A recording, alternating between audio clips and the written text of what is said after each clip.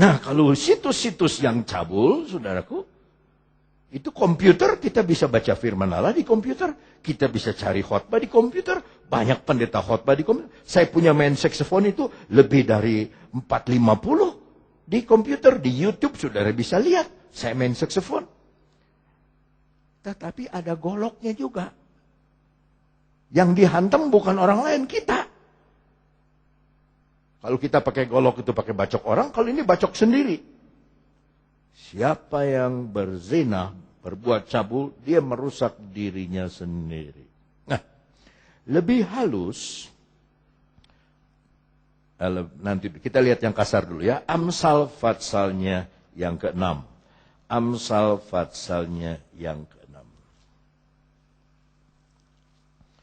Amsal Fatsalnya yang ke-6.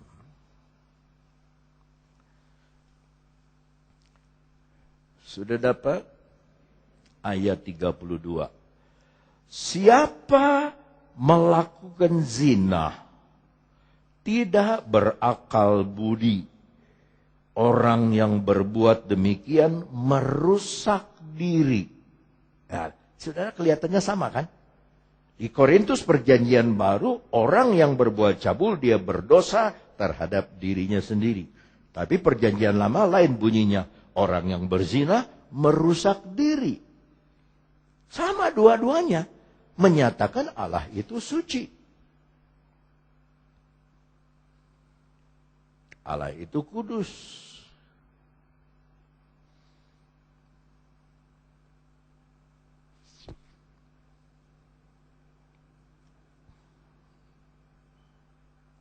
Seks plus kasih Allah halal, pernikahan yang kudus. Tapi seks minus kasih Allah, perzinahan. Yesus lebih halus lagi ngomong. Lebih nusuk lagi ke dalam. Matius 5. Dalam Matius 5, kita kembali melihat apa yang dikatakan oleh Yesus dalam Matius 5 tadi. Dalam Matius pasalnya yang ke-5. Ayatnya yang ke-27. Kamu telah mendengar firman, jangan berzina.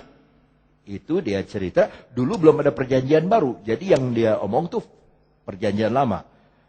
Kamu telah mendengar firman, jangan berzina. Tapi aku, Yesus, berkata kepadamu, setiap laki-laki, bahasa Inggris laki-laki, yang memandang perempuan serta menginginkannya sudah berzina di dalam hatinya. Ayat 31. Telah difirmankan juga siapa yang menceraikan istrinya harus memberi surat cerai kepadanya. Itu perjanjian lama. Tetapi aku, Yesus, berkata kepadamu, setiap orang yang menceraikan istrinya, kecuali karena zina, ia menjadikan istrinya berzina. Dan siapa yang kawin dengan perempuan yang diceraikan, ia berbuat zina. Nggak ada perubahan. Allah itu suci. Dulu suci, sekarang suci, besok suci, lusa suci, sampai di sorga dia tetap suci dan dia tetap kudus. Maka ketika perjanjian lama itu gagal, orang Israel malah berzina, dikasih hukum jangan berzina, malah Daud berzina, malah banyak yang jatuh berzina.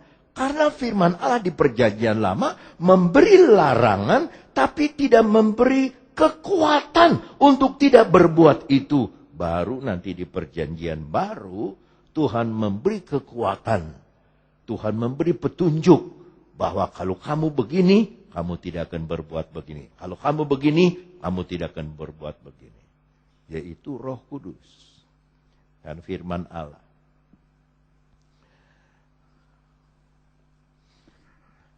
Setan sekarang tidak jabrik. Badan berbulu, mata merah, kuping panjang, ya ada tanduk, ya gigi kayak serigala, terus kukunya panjang, nunggu di bawah pohon ancrot. Ada yang lewat. Tambah lah. Setan, apalagi di film setan Hongkongan jalannya lompat-lompat begini. Oh, setan sekarang pakai rok mini. Bawa tas. Saya dari tahun 76 menginjil ke Jakarta. Pulang pergi, Jakarta, Cianjur. Saya tahu berapa tikungan Cianjur sampai Ciawi, saya tahu. Mau tahu nggak? 2 tikungan. Kiri, kanan. Apa? Tapi begitu sampai di riung gunung itu, dulu saya duduk sebelah kiri supir dulu. Selalu ada perempuan, jam 12, setengah 1.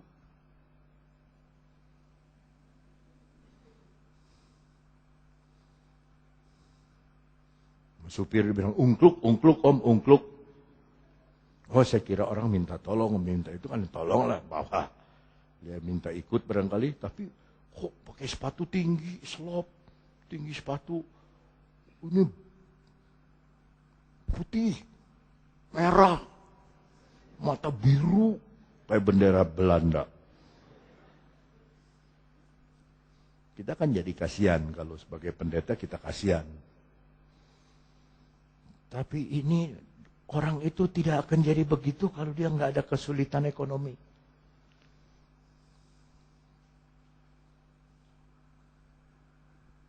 Tapi Tuhan udah bilang, jangan berzina. Sekali kawin, tetap udah. Sampai kematian yang memisahkan kita berdua.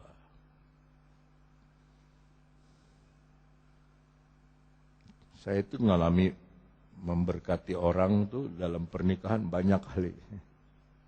Saya juga suka ngejodohin orang. Tapi sekarang saya udah gak mau lagi. Kalau saya ngejodohin orang, perkawinannya bahagia, saya nggak dipuji. Orang itu nggak bilang, nih gara-gara koyo nih kita jadi jodoh. Enggak. Tapi kalau perkawinan itu gagal, saya dicaci maki. Ya gara-gara koyo nggak jodoh-jodohnya. Jadi kita, salah kita itu para rubuh ya. Masa baru kawin seberapa bulan, istri udah bilang, kembalikan aku ke Monas. Ya ampun.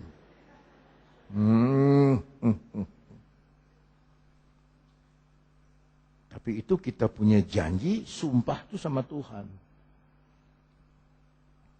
Begitu udah menikah, istri bawel, timuruan, curigaan. Kita dengerin radio, dia dengerin juga. Apa yang lu dengerin? Ya ampun, radio. Apa lu dengerin? Ada istri yang cemburuan gitu. Kalau naik sado, diperiksa heula sadona. Kudana lalaki awewe. Kudanya jantan apa betina? Kalau betina jangan. Jangan lo. Turun. Tapi di zaman sekarang lebih baik istri cemburuan sekarang ini. Lebih baik dah daripada mi arek indi telanya. Kayak kira balik jam 3:04. Tok tok tok. Jam 4 jam 5 bersama. Buka pintu. Rak balik. Dia nggak nanya dari mana, habis apa, ngapain, enggak, tutup. Gitu. Tanpa beban.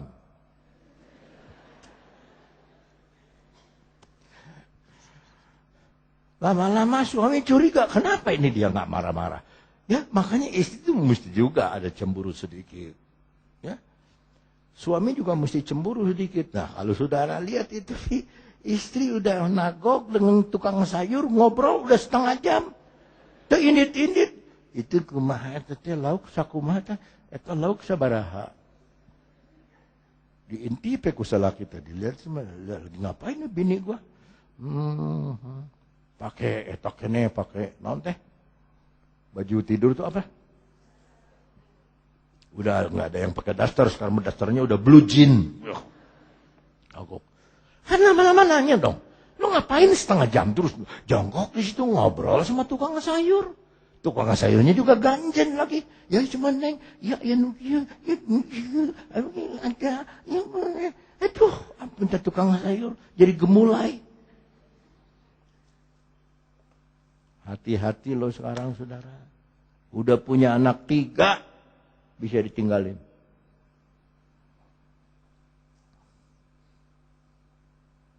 Satu kenalan saya, sobat baik. Sekarang dia, diberkati Tuhan, punya hotel, punya rumah. Dia punya istri. Saking cintanya sama istrinya, dia beli rumah atas nama istrinya. Beli rumah di Singapura atas nama istrinya. Beli mobil atas nama istrinya. Beli apa-apa atas nama istrinya. Udah punya anak 3. Sekolah di Singapura anak. Satu kali istrinya kabur. Hilang. Ketahuan. Dia kembali ke pacar waktu SMA. Pacarnya waktu SMA. Ini bapak dia ngomong sama saya. Saya sudah sewa pembunuh bayaran om. Pembunuh bayaran cuma minta 5 juta. Mati aja itu orang. Apakah pakai pistol, apakah pakai, pokoknya mati. Tidak usah bayar dulu, nanti begitu mati baru bayar. Malam mau mulai operasi, pagi dia baca Alkitab. Matius 7. Jangan kamu menghakimi supaya kamu tidak dihakimi. Mula-mulanya panas. Marah. Akhirnya dia ikhlas. Biarinlah sudah.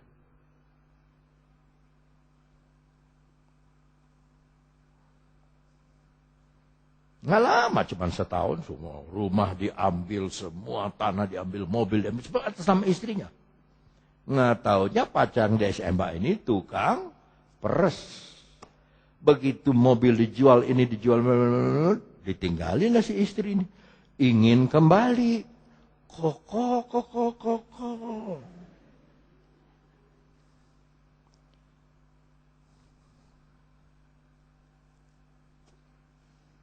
It's too late, sudah terlambat. Sekarang hidupnya merana. Jadi antara percabulan, perzinahan dengan kesetiaan ini terikat satu dengan yang lain. Kalau dia setia, dia akan berbuat. Kalau dia nggak setia, pasti dia berbuat. Ada lagi satu pengusaha, dia pengusaha keramik. Teman saya, sampai sekarang sahabat saya. Dia selalu didorong, karena dia kena celaka. Hancur dia punya pinggul, lumpuh dari pinggang ke bawah. Baru setahun, istrinya udah gelisah. 2 tahun akhirnya nangis istrinya. Minta ampun. Ya kenapa minta ampun apa? Ya saya nggak bisa jadi istri Koko lagi. Karena sudah tidak bisa lagi sebagai suami. Karena lumpuh dari sini ke sini. Ya udah, lu pergi aja, lu kawin. Gua kasih duit, nih. Yang kawin. Dia tidak kawin sampai sekarang. Tapi tetap punya pabrik, mana-mana didorong sama. Tapi kita nilai sekarang cinta, ternyata si istri itu cintanya hanya cinta daging. Cinta perasaan aja, apa yang dilihat, apa yang didengar, apa yang dirasa, apa yang diraba. Apa yang dicium. Begitu yang tidak kelihatan lagi, sama kayak istri Ayub. Begitu Ayub punya, waduh, papi sayang, papa sayang. Begitu Ayub bisul, anak 10 mati, 4 perusahaan besar bangkrut. Udah, ngapain lu hidup lagi? Mati dah. Kutuklah Tuhan, mampuslah kau. Matilah. Begitu katanya. Tapi Ayub tuh bilang, aduh, kamu punya omongan kayak perempuan gila. Saudara, saya berkali-kali sudah cerita, tapi saya nggak apa-apa untuk pelajaran.